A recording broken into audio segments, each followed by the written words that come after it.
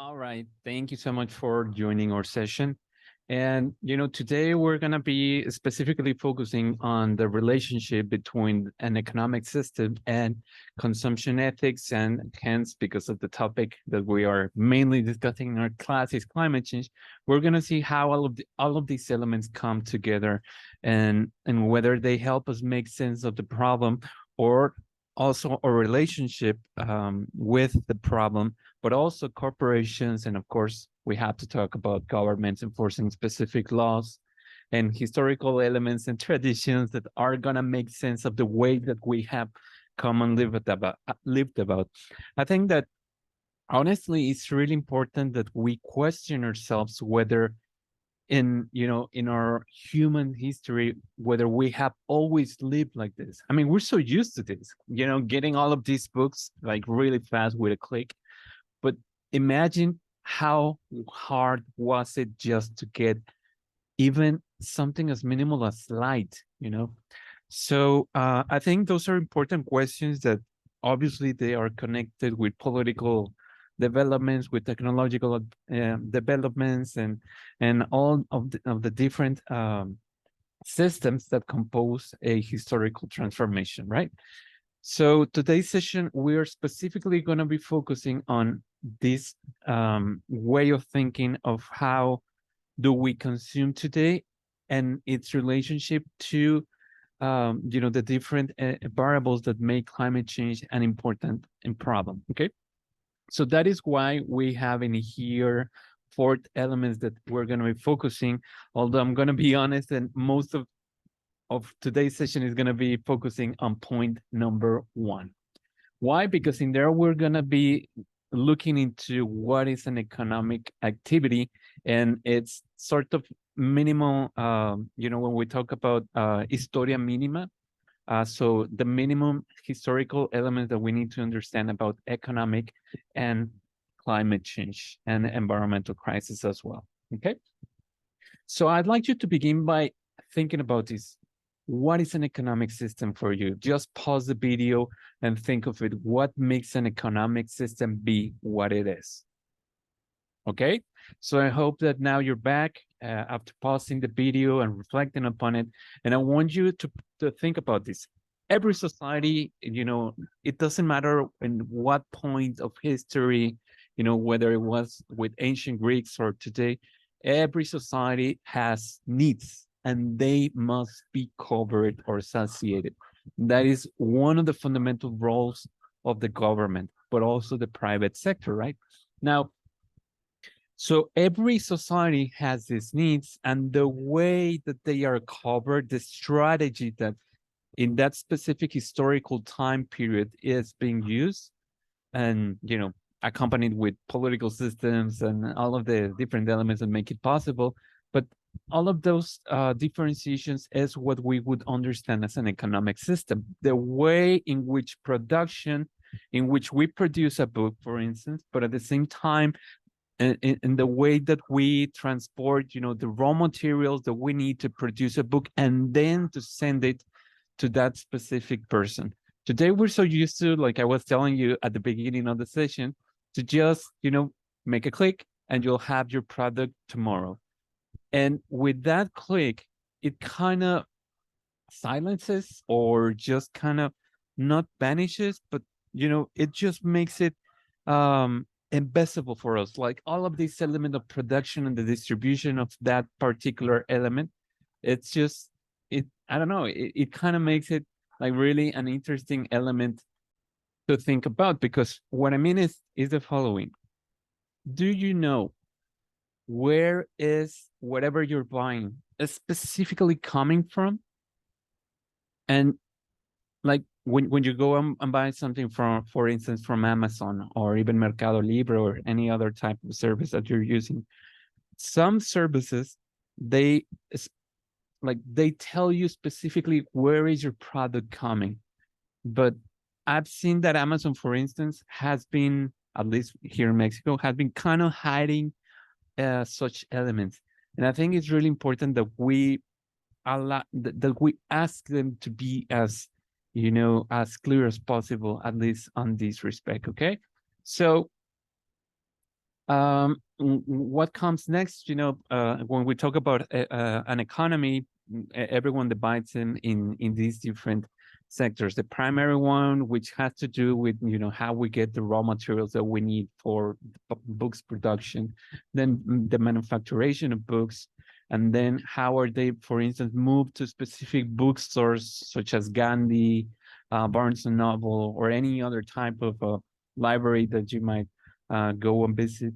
But there is another last sector, which is the quaternary, which is the one where we are actually in, right? So having such understanding of economy and an economic system is gonna make us, focus a lot on the relationship between production and distribution of these goods and services, and why are those, functions of the economy so important to climate change. But just kind of follow my train of thought in here, and I want you to kind of imagine or kind of begin articulating how was the pre-globalized world about, and then how is it that neoliberalism and technology started developing the world as we know it today. So first, I'd like for you to think about this question. What is neoliberalism? So just pause the video and think of it. All right, now that you're back, I'd like you to look into the fact that neoliberalism wasn't, alone. Neoliberalism, which we're going to be looking at it in a moment, and the pre-globalized world, before it came about, we needed technological advancements, because the world as we know it today is everything is connected, right? Because we can travel, because we can communicate, but all of this didn't exist before. Just imagine, times before the 18th century. So, roads weren't as even close to what we know so far, right? For you to buy a specific products, it was really, really hard. And anyone who came with a solution for it, of course, they would be benefited in an economic way, but also in a political way, of course. Now, it is thanks to these technological advancements that transportation and communication became the foundation of what is a globalized world. Some even point out that globalization actually begins with, Cristobal Colon coming into Latin America or America. But that wasn't the discovery of Latin America, according to some authors, and that's why I'm kind of omitting that particular sentence in there. But globalization, how we wanted to connect the world, and we did it in a big way, was, according to some authors, globalization began on that specific period. Now, moving back into the 18th century, and then the 19th century, and then the 20th century, after such big transformations, we have all the different kind of wars, of course, and then we get into what is known today as a sort of political theory that is related to economics elements. And in here, of course, as almost everything, we have discussions that begins in the academia and intellectual circles, and then it translates or it moves into political practice with specific presidents such as Reagan later on in the 80s, and of course Thatcher. But neoliberalism is a new way, that's why we add this nuevo liberalismo. So the difference between liberalism and neoliberalism is the way in which they approach what it means to be free, because liberalism has to do with individual freedom, okay? And it is really important that we make the distinction between liberalism as in individual, but also as a community, because In liberalism, what we look into is private elements, such as private ownership. And that is why we tend to see a difference even between liberalist thinkers, which tend to be associated mostly with center kind of political figures when we're talking about political spectrum, but also, to the right and extreme right.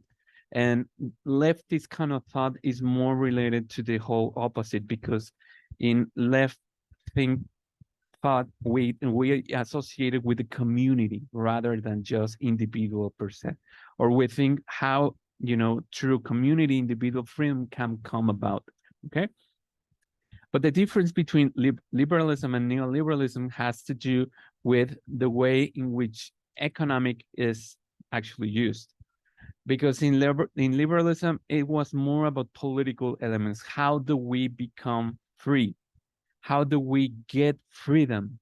And that is why this is going to be an important philosophical tradition that will inspire, a lot of the elements from the Enlightenment, but also some gender and race freedom struggles. Okay, but at the same time, currently, or a couple of years ago, neoliberalism was more about the idea that it would only be about the economic freedom that you and I would have, that we would be really free. So to put it in other words, the fact that I have the power to choose what kind of cup do I want makes me more free. And that is why there is a really, really important element about free trade and privatization, because when the government comes and is limiting everything regarding free market and free trade, according to neoliberalism, we have fewer options and we might not be as free as we want. And even though this term is, according to this image, its usage is kind of declined, I'd say that it would depend on the region of the world that we are discussing it, because we're still thinking about it. But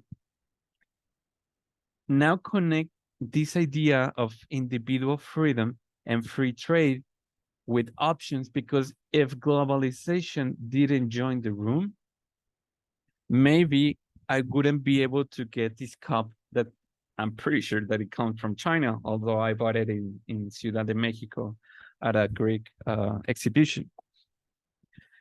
And if it wasn't because of that, maybe the cup wouldn't even be, more expensive, and I wouldn't be as free as I'd want to get that particular cup. So it is because of this interconnection that you guys probably are really used to, that was really, really fundamental that we look into neoliberalism and, of course, globalization, which we are going to come about, because it wasn't only about having the government, be as, imposing less rules to the market, but it was also about how are we going to connect with other countries, and how are we going to help the industry and businesses in each specific country get the resources that they need for their production, but also for the distribution, right? So let me just give you an example. Where do you think, the coffee bean comes from? Before we, let's think like this. Before globalization, probably, Starbucks in Seattle, where they're from, maybe they needed to get the coffee beans from the United States, right? So they would have need to look around everywhere in there, and I mean, it's a big country, all right, but maybe prices wouldn't be as, or maybe profit wouldn't be as as they are right now. Okay, so when we have an free market economy, then this open up the possibility for Starbucks to go to Colombia and buy beans from there, go to Chiapas and buy from there, and even maybe go to Ethiopia and some other regions of the world. But now it's not only that, but also sugar. Where are they getting their sugar from? Where are they getting the paper source for their specific cups? And if it wasn't because of these developments, the possibility for Starbucks to get all of these resources for both production and also distribution, they couldn't make it, they wouldn't have helped Starbucks become as profitable as it is right now. And maybe you wouldn't have as many being options for your Starbucks latte. But something similar happens with, for instance, all of the other types of branches that we get to see that are international, right? So just McDonald's, Burger King, Wendy's, KFC, Pizza Hut, Taco Bell, and the rest of the, the brands that a lot of people love. But it isn't only that, Starbucks or McDonald's stayed in the United States, but also that they not only distribute their product, by sending them, but they go and install, their stores in different kind of countries, right? And with that, we get to see how globalization is also really, really connected to the climate change agenda, or the climate change problem, should I say. Thank you, Jimena, for joining. We were just talking about how globalization and neoliberalism as ways in which economic systems are understood. They are part of the problem, or how did we get here, basically, right? And I was just telling everyone in the video that when we think about an economic system, we think about production and distribution, right? So if we want to produce a Starbucks cup, for instance, we need the coffee beans, we need sugar, we need milk, we need the paper source for the cups, and all of these elements. Without having this economic freedom, without having globalization, without having neoliberalism, maybe that would have had a different impact to climate change, right? But this is what we're going to be looking into. So, globalization, the changes of it, of course, they didn't become apparent until the 1990s. But this is because, as I was telling you guys before, Reagan and Thatcher were just way later in history. But these important elements are also going to be connected with another important element, okay? And this will have to do with a specific focus now on both production and distribution, because I'm pretty sure that you remember this graph, all right? And in this graph, we want to understand where, like, the different types of activities that we as humans have inherited, or because, you are going to be inheriting them, and you're going to be putting them into practice, and you're going to make these numbers be what they are right now, maybe a little bit less, we hope, big less, way less than it is right now. But of course, this is the problem as it is, according to Climate Watch, the World Resources Institute, in 2020. Okay, so in this graph, what I want you guys to see is how energy and transportation, which are going to be understood, at least in our class, as both production and distribution, related to climate change. Okay, so with this graph, we get to see that just by looking at energy, because in order to have transportation, we need energy. Energy by itself makes it almost 3/4 of the problem. And that is why I wanted to focus on the idea of an economic system understood as production and distribution of goods and services. And how is it that because of globalization, such changes maybe became more apparent, or because of such changes, we had bigger emissions compared to previous times where globalization and neoliberalism weren't actual. Now, in here, we're going to make this connection between the economic system and what is known as energy mix. And this energy mix is basically how do we produce energy. So before the 19th century, people usually use traditional biomass. And this is, just as good crop waste, charcoal, which was an artificial production of, of good that humans intervene in. But also later on, it was, we get to find, or with the Industrial Revolution, we see the usefulness of coal. And that is why, if we look at the different ways in which different kind of elements have helped us produce more energy, we'll see that coal was the first one that made the big jump, and then followed oil, gas, and then later on in the 20th century, hydropower. And nuclear energy, of course, was kind of in there, but as we know, it has a really big political connection in there that people get so afraid with, and also one particular historical event related to Chernobyl that has, be a little bit less in favor of. But of course, this is just for us to understand that the way that people use energy to produce and distribute everything that they had, and without having globalization, without having free market as we know it today, they only needed good crop waste, charcoal, as the main sources of energy. But now, look at this graph, okay? So when we analyze climate change, we immediately think of it all began in the Industrial Revolution, okay? And that is why, we get to see somewhere in between the 1950s and the 1900s, a kind of a change in there.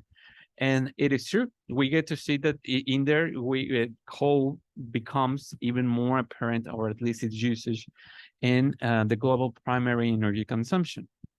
And then later on, in the 20s, we get to see how oil, joins the room. And then later on, we see natural gas and everything. But as we're looking into, it wasn't but coal, the first alternative that was heavily used, maybe before the 1950s. And this year is going to be really important, the 1950s, okay? And I want you also to connect it to globalization, and particularly neoliberalism, because it's going to be connected with a political agenda that is going to change the mindset of Americans. And of course, we'll see why the United States are going to be really important for this, although we have talked about it previously. But this is just for us to see different things. The first premise is that the world before the 1900s, they didn't use coal as much as we do right now, and even that the traditional biomass was the first energy consumption. The first source for their energy consumption. And then in somewhere in between the 1950s and the 1900s, we get this jump in the usage of coal and a sort of kind of a diminution of traditional biomass, okay? But as we see it right now, traditional biomass has been kind of stable all across these years, and from the 1800s to 2021. But also that the other important premise is that it wasn't but until the 1950s that we get this exponential increase, okay? So this exponential increase must have a reason, right? Why is it that we get to see the expansion between the 1900s and 1950s? That is completely true. But if we analyze that, such years and compare it maybe with the 1900s and the 2000s, we get to see an exponential increase. And that exponential increase has to do with specific elements, right? But we're going to be looking into it in a couple of minutes. And the next image, which if you get to to go and visit this PDF or PPTs, you can click on the image and go to the link that is associated with it. But we get to see like how is it that each country currently is using energy, or where does the energy comes from, primarily from fossil fuels. And please be careful, because if you look at it, you'll see Canada, for instance. In Canada, they want to have, they kind of have work on their public relations, because they want us to imagine them as being like really environmentally friendly, but as if we look in here in this graph, they still have most of their energy production coming from fossil fuels. But also Mexico is somewhere in there as we see. And I don't know, I just brought this because I thought that it would be interesting for you guys to look into. And um, if we move forward and if we analyze energy mix, this is how it would look. Okay, so the first graph, the first one, and this is electricity only is how do we produce electricity, right? So 3.1% comes from oil, petroleum, for instance, but also coal has their specific percentage, gas, nuclear, hydropower. And as we see, fossil fuels are just for the energy production are the biggest percentage in there. Although it's kind of reducing, that is a good thing. But low carbon sources are still just about getting 1/3 of the graph, and we need to push that even more. But when we look not only at electric production but also total energy, we get to see how oil changes from 3.1% to 33.1%, and coal reduces and gas briefly augments. But check this element. Low carbon, it's the biggest impacted one. So this is why when we think about climate change, renewable sources are the first thing that people associate it with. Because if we go back in here, energy as the first big element, the 3/4 part of the problem that we need and must tackle. Okay. But this is just for you to understand, like, how is it that energy is needed in order to fuel an economic system? Because with this energy, we have electricity to produce, we have electricity to work, we have electricity even to live, right? But we also need energy to transportation, for heating systems, and some other important elements. Okay. But the first element that I wanted to talk about is just how to think production when it comes to energy, that connection, production and energy. Now, let's look at transportation, which is the distribution of such goods and services, and how are they connected to emissions, right?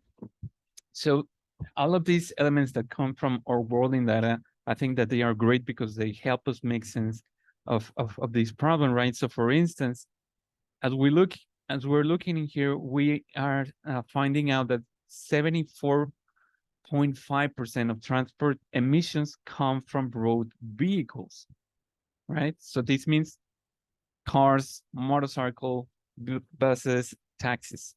Now, this is why there is also a big agenda on moving into renewable transportation systems. Maybe having less car, but an electrified transportation, an efficient system that the government creates and structures, or the private sector, rather than just having electrical vehicles and the like.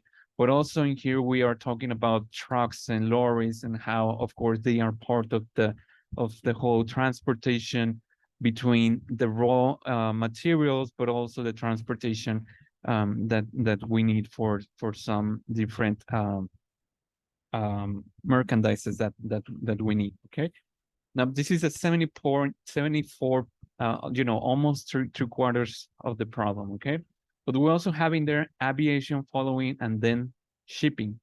So imagine in the 1900s, how much of this shipping 10.6% was about. Of course, it was as, maybe as minimal as possible, because they didn't have as much shipping possibilities as we do right now, and also aviation, but also roads and trucks and everything. So this is rather new. Okay. But also we need land. If we want to produce, we need land. And specifically, we're talking about food, right? So how have we changed our planet's ecosystems to benefit the production of all of these elements? We are so lucky that we live in a historical epoch where we have information and access to this information, because as we see, cropland and grazing are the ways that we understand for the spaces for agriculture, but also where we have cows and beefs and everything in there. So as you see, there are three categories in here: land use, right? There is one really minimal in there, which is built up area, and these are basically villages, small cities, big cities, towns, or any other type of human infrastructure. So as you see, even right now, built up area is rather small compared to the land that we need in order to produce meat, in order to produce the rest of the food that we have, or I hope you have at your house.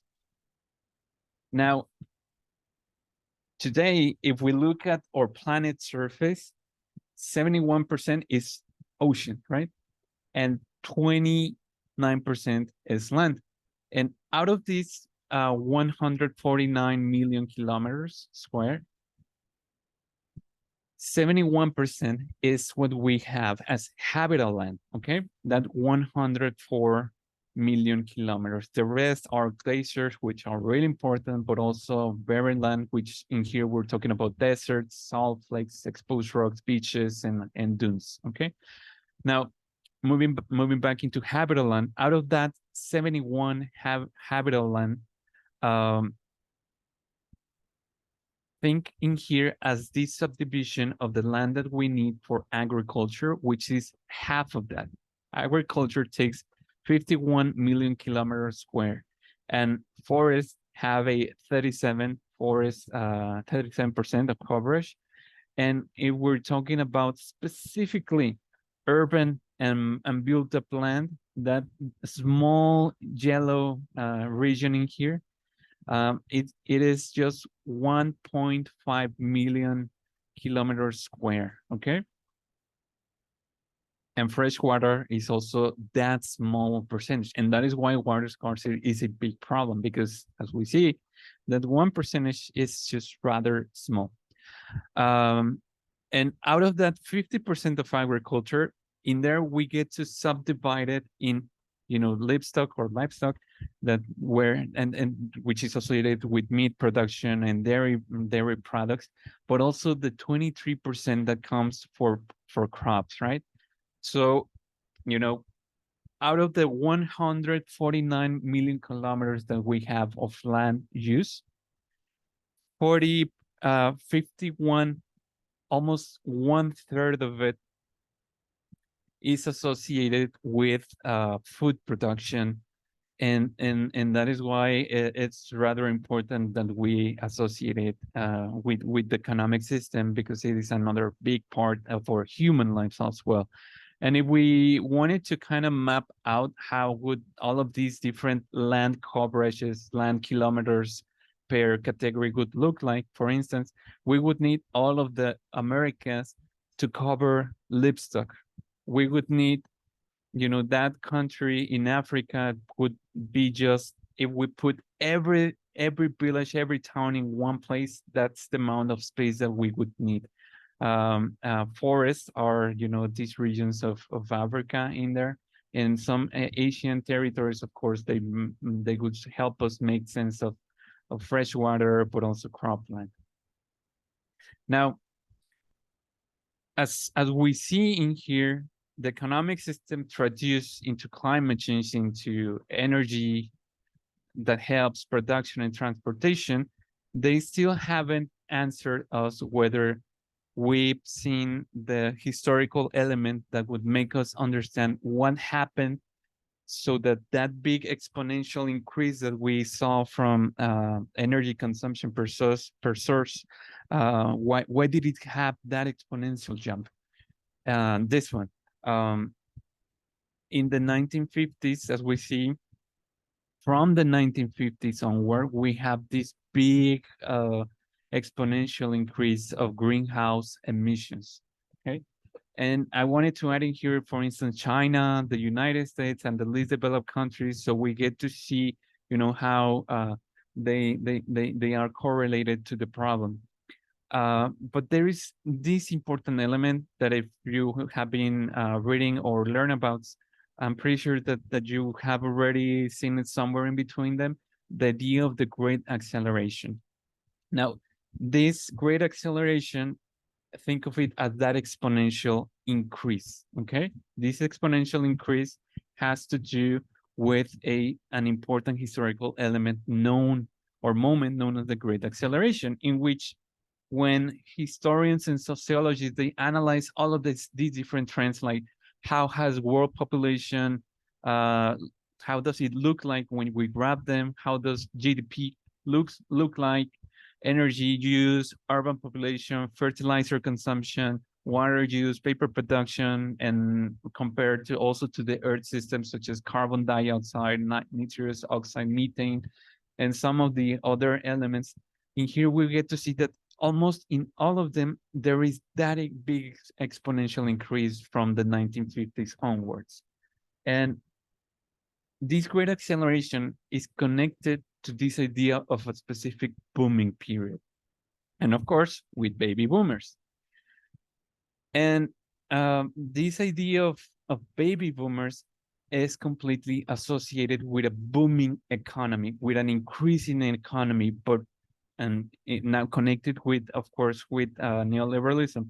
It isn't only about having a booming economy, but also about having a bigger economic independence, because you would have more options, to buy products, to buy your houses, and all of these elements that we make memes out of, and that we see like the big differences between our grandparents or grandparents, where they immediately tell us, well, in my times it was easier to get a house, and why is your wife working? In my time all we needed was just one income source. Yeah, because you had a booming period and we don't, right?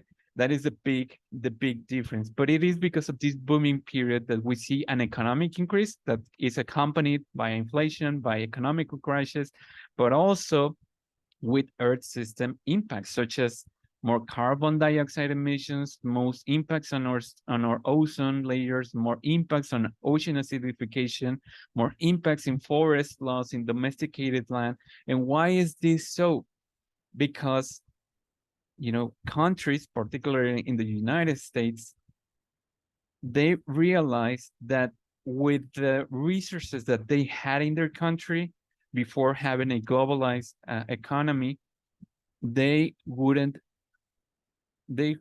have been possible. Then they wouldn't have this booming economy be possible, because the land that they had wasn't enough to produce what they needed. They didn't have some raw materials that they needed to produce. Also, they didn't have the intellectual maybe element in there that was from outside. So without having these economical political elements, these baby boomings wouldn't have been possible. But also, because of this booming period known as the Great Acceleration, maybe we wouldn't have been where we are at right now. And I'm talking about specifically about the way that we live, and how that way that we live is the resulting inheritance of climate change. Because remember, CO2 emissions accumulate. So it's not only the CO2 that maybe was produced in the 1950s staying there. No, it started accumulating.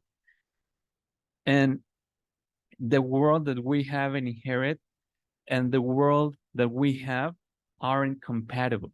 That's one important lesson to take from today's class. Natural environmental limits can provide enough natural resources to supply every human need.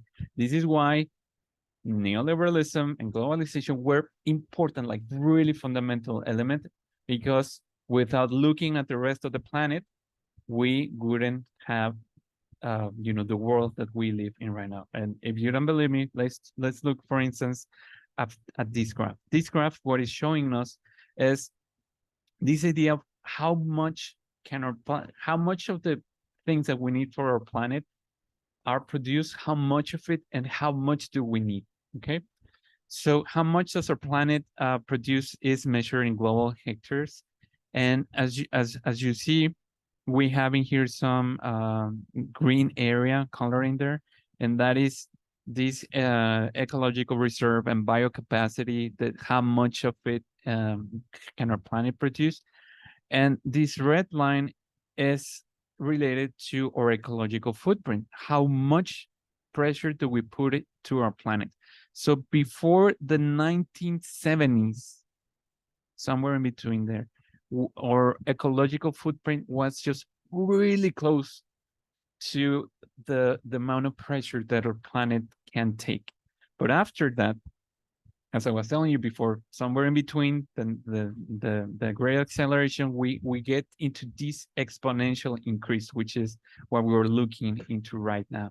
So the way that our world is constructed right now, the way that our economic system has shaped production, distribution, and services is translated into an unsustainable development that we can look into these particular graphs. Just look at this big red area here. So how do we supply this great ecological deficit? With land changes. That is why when we look into, for instance, Brazil opening up the Amazonian, changing the ecosystem, destroying land so that we get more croplands, so that we get more agricultural land. That is how this graph is showing us that we are affecting our planet, affecting the ecosystems that bring about the climate change and environmental crisis that we know about. And for instance, the United States, they have never been before the 1965, in accordance to their sustainability, to what their region can give them. So that is why the United States is particularly really important, because they developed the agenda that we have internationally. And with this energy consumption, energy distribution, and the energy used for distribution, all of these elements made it, and land changes, of course, I'm missing here, and all of these elements combined made it possible for the booming period to happen. Okay, and this is why today is really important that we also look at how corporations are part of it, because corporations are looking, of course, for profit, and the way that profit works is something that is being critically kind of understood today. We want to see into different elements so that the economic system maybe changes. So rather than just having a completely exponential increase, we need to understand how companies impact our planet, right? So just look at this fact. Only 100 companies have been the source of more than 70% of global emission of greenhouse gases since 1988, according to the Carbon Majors Report in 2017. So look at it, 70%. That's how much weight and responsibility they have on their shoulders. And these are some of the 100, some of the companies that are mostly responsible for. And as you're seeing here, there is Pemex here in Mexico, ExxonMobil in Dallas, Houston. Of course, there's a lot of energy in there, because as we saw previously, energy is the biggest emission source related to the greenhouse gas emissions. And also, when we look at the way that, because we think, oh, it's all about, just, so we should just focus on energy, right? So that means looking into ExxonMobil, Shell, BP, Pemex, or each of them. But if we were to combine the top 5 meat and dairy companies, which in here We see them Fonterra, Dairy Farmers of America, Cargill, Tyson Foods, or GPS. And I invite you to go into your supermarket and look into your products and see whether they are associated with one of these brands. You'll see that if we combine them, the weight that they have related to the emissions is comparable to any of these energy production companies such as Exxon, Shell, or BP. And that is why, you also see vegetarians or vegans, making the case of how transitioning into their type of diet has a big impact in climate change. And out of when thinking about the biggest economies in our world, and this is a combination of both companies and countries, we get to see that although they're very kind of in equilibrium, 51 of these largest economies are companies, but also 49 are countries, and this is just comparing company sales and country GDP. And think now of the power that they have, because they have so much power that they are the biggest source of global emissions. That's how much power they have in their hands, right? And let's add these now ethical elements, because companies, when we look into the legal aspects of it, they are instituted or constituted as moral persons. And that means that they have rights and some obligations.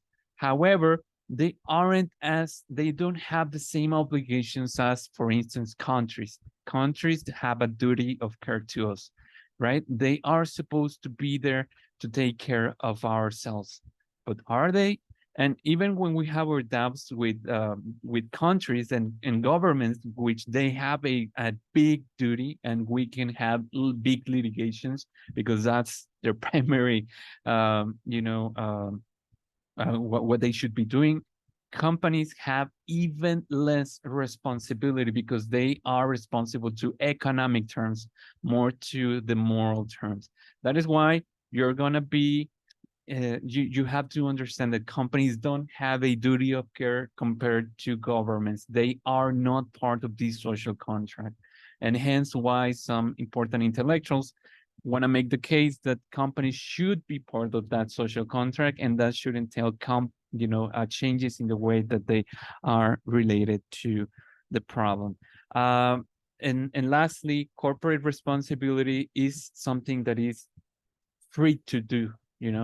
Of course, right now, when we look at a company that doesn't have a philanthropic scheme, although they are voluntary, we look into GREED, or we associate it with GREED, of course, and that is why it is important that we also understand how are they helping climate change and everything, because philanthropic activity is also measured.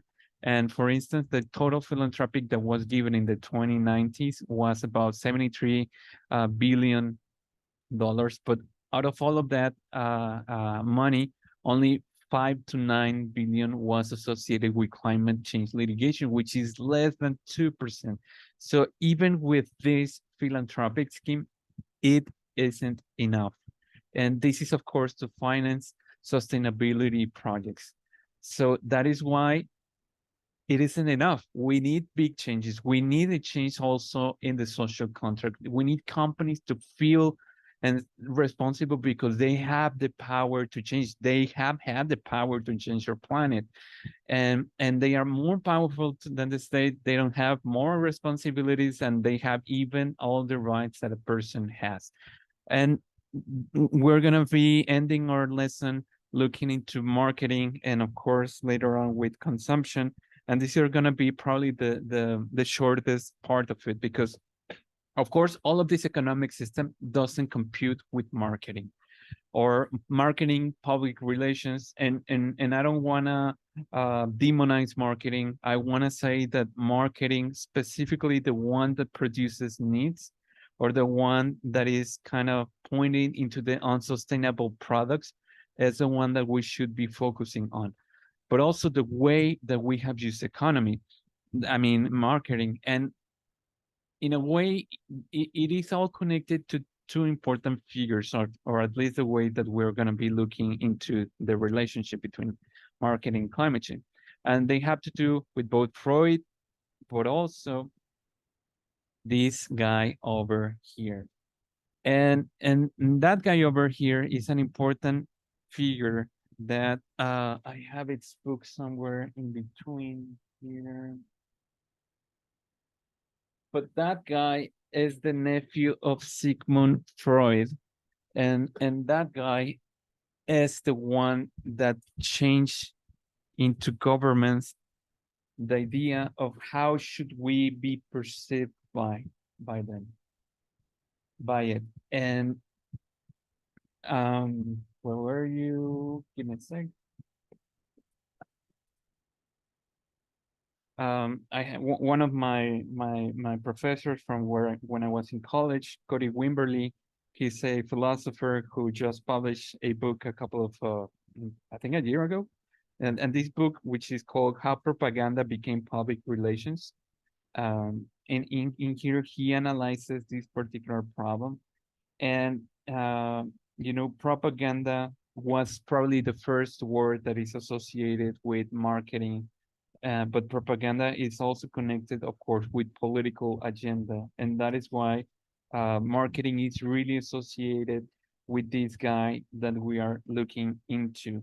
Now, I don't want to play you the video that is coming after this, but what I want you to understand from this element is that marketing, before the technological development that we have today, we tend to associate marketing with, in a way, some sort of psychology in there.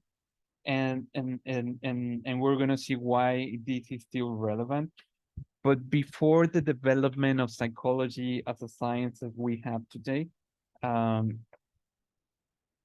Edward Bernays, which is the guy that we're looking into right now, came into the political scenario, let's call it, and he was one of the key figures, just one of many, that using psychological theory began to look into how can I make people want a product. So one of the, for example, the projects that Edward Bernays had was, he had a big tobacco company coming to him, and they were telling him, we want a woman to smoke our products. How do we make it be possible? And, he had this biopsychological understanding of it, associating cigar with power, and associated with the psychoanalytic theory that Freud developed. And he put different activations or different videos, different propaganda, where he wanted to show that if women smoke, they would be as empowered as men. And that attracted, the female public, and they became, this became one of the biggest changes in cigar consumption in women. So it was thanks to people like him. So such practice, whether it was, completely with a maybe not well-founded psychology, he was one of the first person who started convincing people, or looking into strategies to convince people to consume, but not only to consume, but also to change the way that they are perceived. Like, this cigar, the fact that you smoke it is gonna make you feel empowered, So in a way, it's also affecting our psychology or self-perception. And this is something that, to me, is actually it's actually really, really, really scary. And that is why this video is also important. And I just wanted to, to have it in here in case you're interested in. But these are some of the quotes from the book, that one of the books that Edward Bernays has, that I have somewhere in between there, that is called Propaganda. And he makes this case: we are governed or minds are molded, or tastes is formed, or ideas suggested largely by men we have never heard of. People like him, he was part of how people were molded into being a consumer. And one of the biggest elements is this. In the booming period, what governments that were focusing on economical practices related to globalization, and you needed to convince people to buy. And how do you do it? By changing the way that they perceive themselves. So Americans were a really nationalistic country where they didn't have so much interest in all of these economical elements, but until the booming period. And this is because the citizenship aspect of them was nurtured also by the consumerist aspect of it that we know today of. And this was one of the key factors and why marketing is really important, because of the way that some people used it. Now, you might be like, yeah, but that happened in the past. No, it's still happening. And this happens with branches of psychology such as neuromarketing. And neuromarketing basically understand or wants to understand how our brain functions when we are in a supermarket, right? So, I'm not playing the video, but if you want to look into this video, I think it's really important for you to look into it. But for instance, an example that they give that I think is really fascinating is that when you go into a supermarket, everything, like every aisle, is ordered with a specific reason, like the structure of it. And the one that we replicated in every supermarket. Have you ever wondered, for instance, why is it that candies appear when you are paying or when you're on the line to pay? Because after let's say, an hour of shopping in that supermarket, your brain is tired because it had to make decisions about products. You needed to remember, did I have this at home? Did I not? What am I missing? I know I'm forgetting something. All of this is brain activity. And when you get into that last part of, the supermarket, when you're about to pay, they put candy because your brain is tired. And we associate candy with energy.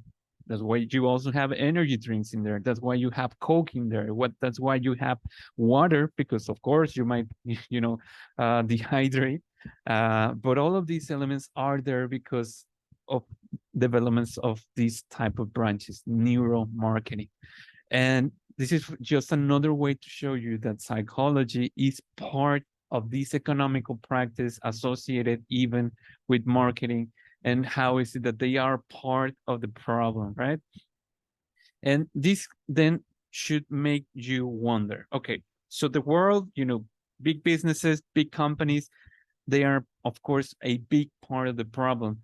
But if people didn't consume as much, if that booming period might have never existed, would it then be that climate change might have been a different thing?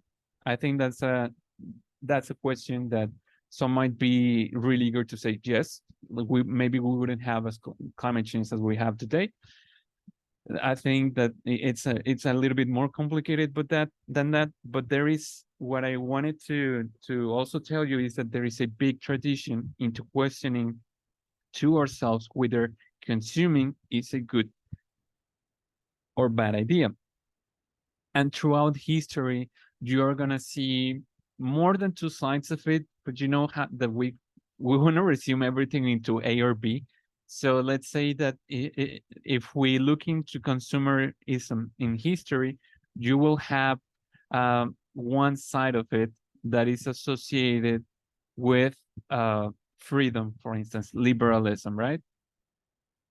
But then you have a different element that looks and wants to understand that maybe this type of consumerism is associated with materialism, right?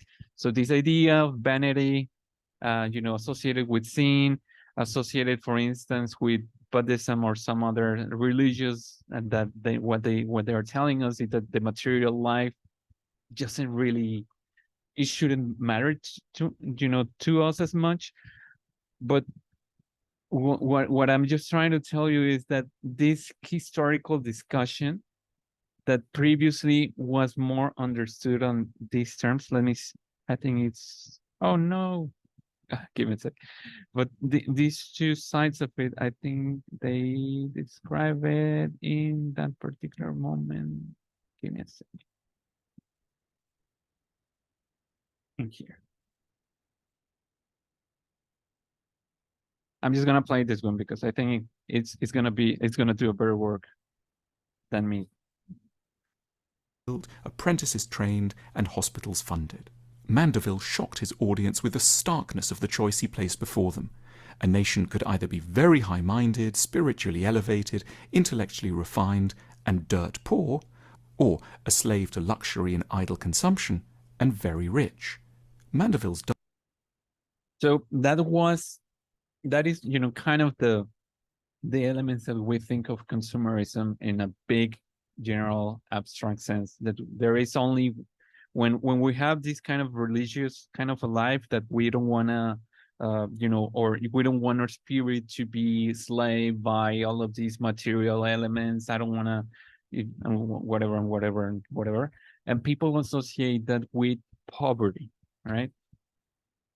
Or maybe the lack of having, and the whole opposite, having this freedom to consume, this freedom to have more material, more elements is associated with this vanity, with this maybe richness, because if you don't have money, then you of course can't have as much of these important elements.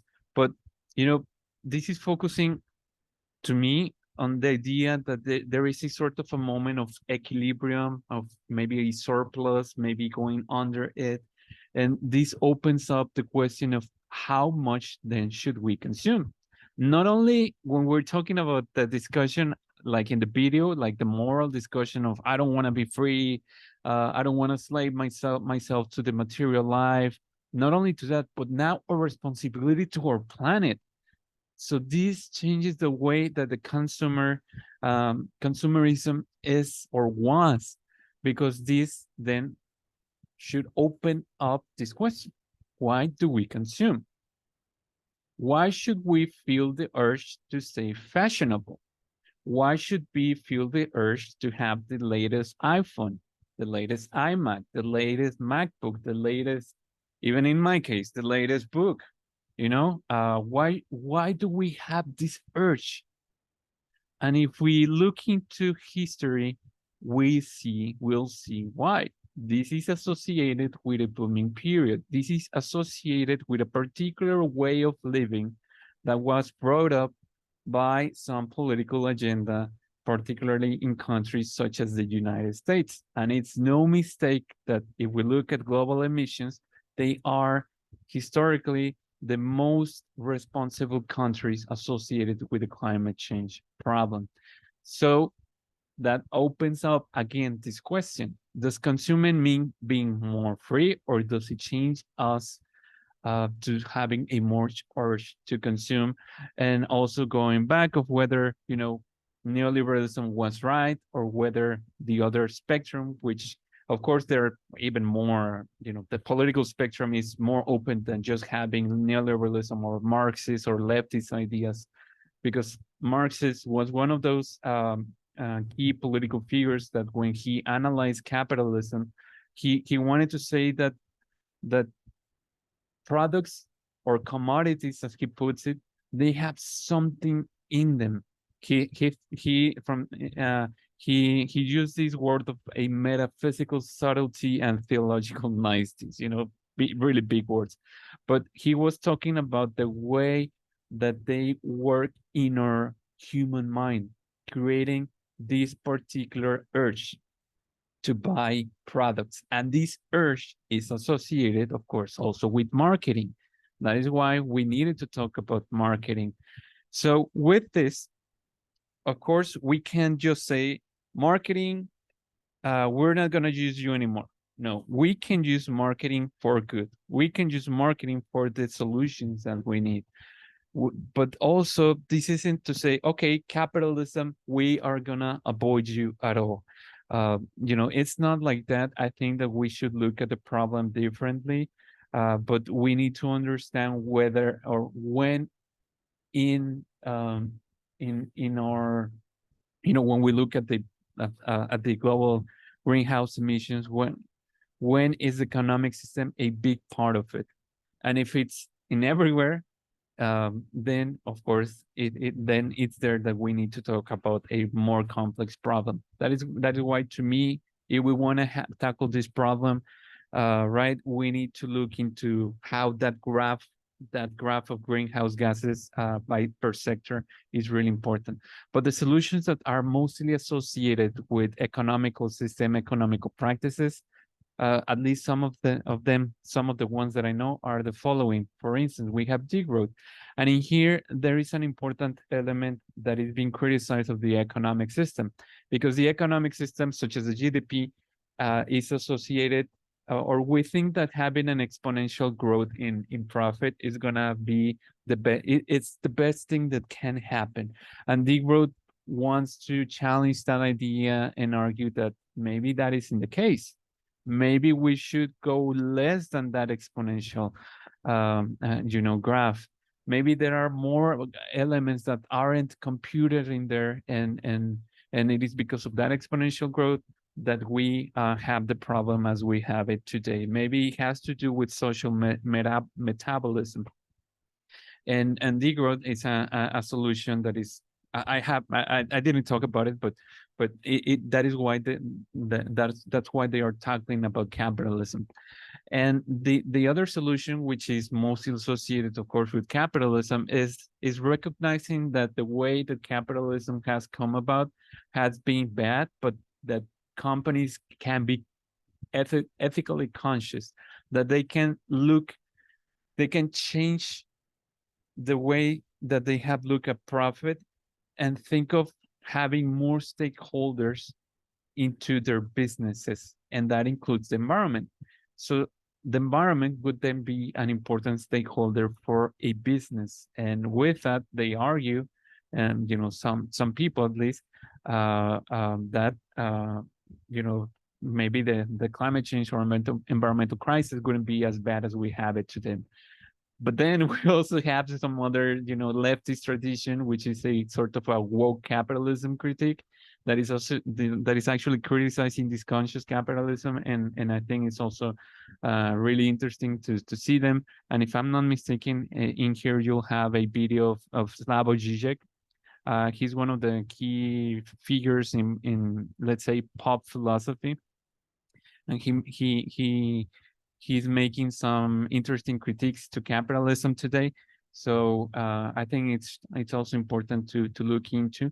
Now, some other more practical, or one practical solution that is also known in some countries, such as Swedish, and it's this word of köpskam.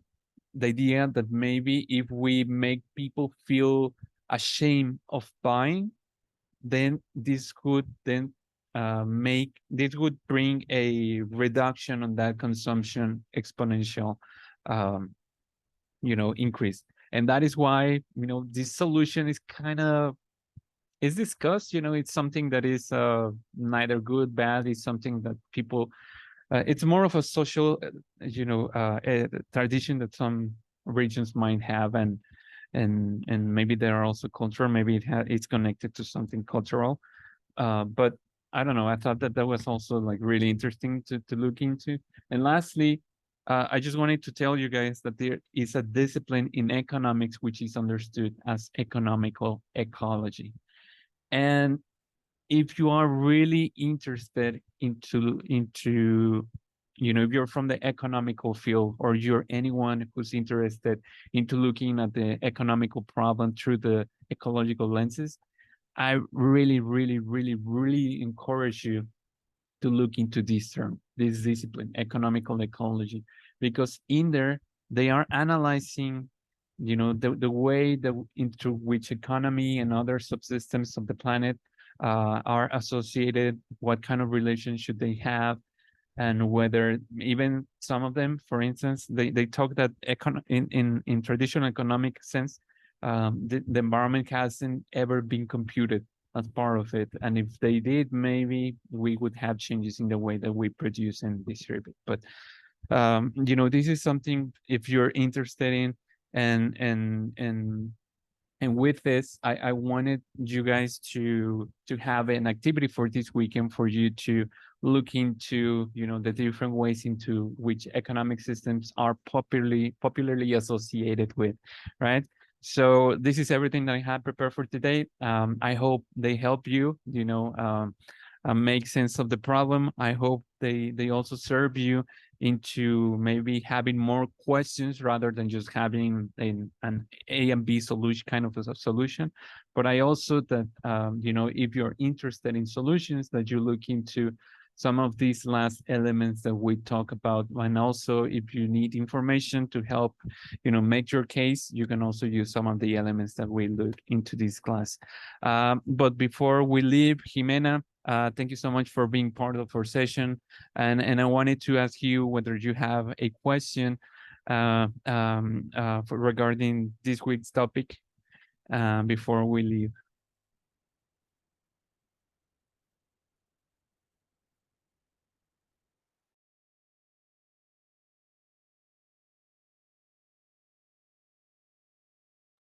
All right. Well, if you guys need anything from me, please just send me a message, and I'll totally love to talk to you and discuss about this week's topic, which I think is really fundamental. So please take care, and we'll see each other soon. Bye-bye.